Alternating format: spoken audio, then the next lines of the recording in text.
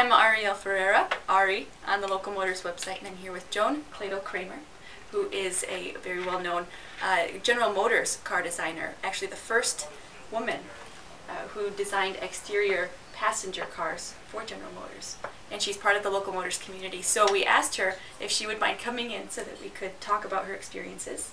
And she was generous enough to do so on about 12 hours notice. So she's here with us now. And we just really wanted to meet you in person. I really did selfishly just wanted to meet you in person because I so admire what you've done. And she's done so many things, and we're going to talk about some of those today. To me, I'm just doing my job. Nothing important. We have to do something, and I love to draw. So yeah. That's how it all started.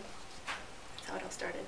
And can you start sort of at the beginning? I know that you're from Cleveland, and that you went to the Cleveland Institute of Art. Right. And can you sort of give us the Joan Klatil Creamer or Creamer story? Synopsis on especially yes. Automobiles, which is my true love.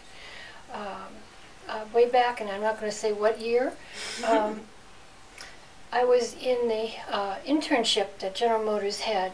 We had a 5-year curriculum at Cleveland Institute of Art for industrial design. Well, the whole school had 5-year curriculum. But I was in ID, and GM had a summer internship where there were 9 students that were chosen, and from all across the United States. And I really got quite an eye full of designing automobiles. We did have a transportation project at Cleveland Institute of Art, and they still do. And I believe Detroit also still comes down and looks at all the students' work. And you know, they're just wanting the cream of the crop people. Mm-hmm. So I was very honored to be chosen as one of the people from that internship to start GM full-time. And I loved exterior rather than interior. As I was mentioning to you, I'm not a fashion person. Mm-hmm. I love reflections. Mm-hmm. So that was why I love to design automobiles, as well as now I'm doing product design, but at the time it was automobiles, only automobiles. And I only played with automobiles, little cars all the time, not dolls. I love it. But that's basically how I started my automotive career. Mm-hmm. And I stayed there, I believe it was 3.5 years. Mm-hmm. Then moved on to General Electric and did product designs, and brought me out 3 different areas and to New England, where I finally ended up in Rhode Island, and I love it out here. And I happen to be locally near you. She's local to Local Motors, so right. she had to come in. This is as local as it gets. And if you want to see Joan's portfolio, her name on the LM site is Exterior Designer, and you will have seen her work in the most recent Custom Car Skins competition, which Jay just really enjoyed. And if we could focus a little bit again on the way that you entered the car design industry. You were a pioneer in many ways, and can you tell us sort of how that happened? And it's really interesting to me to think back to a time when women weren't part of the car business, and it's still very much a male-dominated industry in many ways. And can you tell me what that was like from that perspective? I really think that it was easier for me. It was harder for the men. Mm-hmm. They weren't used to having a female around. Mm-hmm. And many times I wouldn't even sign my name to the drawing. I would just put my initial, JK. And that way there wasn't any prejudice to say who did this. We're all people that love to draw. Mm-hmm. And create and design and speed. This is basically, you know, how I entered the industry. Mm-hmm. Is not thinking of a woman. I just love the automobile. Right. Used to play, like I said, with automobiles. So this very was pure passion. Yeah. That's what it was too. Yeah. I'm glad that it came so naturally. And now it's actually come full circle. Mm-hmm. Because I've been asked to join the League of Retired Automobile Designers. I'm so excited to hear about this. You came in this morning and told us about this, and you brought this beautiful Ferrari poster, which we'll show in a little bit, but tell us more about the League. It's very new, I believe, and I joined last year, or they asked me to join it. I believe it's only 2 or 3 years old. Mm-hmm. Run by, there isn't really a head person, but right now we have Ron Van Gelderen, who is kind of heading it up right now, as well as Chuck Jordan. A number of famous automobile people are involved in it, obviously retired automobile designers. and many of the muscle car designers belong to it. And I was, like I said, honored to be asked to be in it, as well as design a Ferrari, which we did last year and had it on exhibit in San Diego. This year we're doing another automobile, blue sky, whatever we want, and that's really difficult.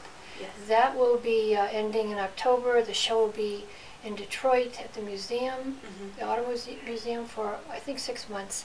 Forgive me, I should have come better prepared with that information. I can email that to you. So this is where, what's happening to me is my life's coming a full circle. I'm back in the automobile fun part of it, and that's what it is. And I should be retiring, however, I just love to draw, so it's a curse and a blessing that we love to draw. Can you tell us anything yet about your blue sky inspiration? Do you know which direction you're going to go yet? Not yet. I've been doing a lot of research. I go online an awful lot. The highway system still is very credible in our United States. So I think that people still want to be in pods or their environment. Mass transportation may be good for other countries, but right now, my personal feeling, we still love our personal space. And so somehow I'm going to be designing something with that included into mass transportation. So I don't want to give the other fellows any. Okay. That's a nice little taste, though. Aurel Francois is sitting over here to our right. You can't see him in the picture. Do you want to stick your head in? Wave. Hello. Hi. And he'll be tuning in with some questions for Joan. We've been talking a little bit prior to recording this, but Aurel, feel free to jump in at any point. Thank you. Oh, you're welcome. So you brought a lot of your portfolio work, I believe, yes? I did. Do you want to show us a few pieces? Do you want the automobile part? Let's start with some. We could start with automobile, or we can just jump in, and that's a good transition because you went from 3.5 years at General Motors, working at first Cadillac and then Buick. Oh, this is a great story. Can you tell us again what it was like as you were working at Cadillac? You told us about the combinations and the doors, and hearing the insider's perspective from the early days of Lee. The fellows can always attest to this. There was a long corridor, and all the studios were off these corridor doors. Each one had a door with a combination. We knew our combination only to the studio. If you were moved to another studio, that combination was changed. Very private. So you only knew your combination to your production or advanced studio at the time. And even if the door was open, there happened to be a board there, and there was a drawing usually that was on that piece of board, so people walking by could just look in and see a drawing, never inside the studio. Sometimes you were invited to go into the studio if Chuck Mitchell, Chuck Jordan wanted somebody to see something that Buick was doing, Oldsmobile was doing, that they want to make sure you're not copying something they're doing or vice versa. Right. We were invited, but again, we did not know the combination. We could only, and then sometimes those other models were covered, the big full size, and usually there were 3 models going on at one time, as well as small 120 scales. Interesting. And what was the purpose of the privacy? Oh, so that they all didn't look alike, and only the executives could walk around every studio, and they would see, and then they would say, "Ooh, that's getting a little bit too close to something that they're working on." That's why when we would get a chance to see what other studios were working on, not to then change ours, or vice versa. That makes sense. That makes a lot of sense, and it's so different from what we're doing here at Local Motors. And we're so lucky that you joined us. We've been talking a lot about how design has changed and how we really want to focus on the passion of cars. And I think that the era that you designed for is full, just ridden with so much passion. And we hope that we're thankful that you've come because we feel like you're bringing that with you to the community. I'm bringing the past. Yeah, bringing the passion.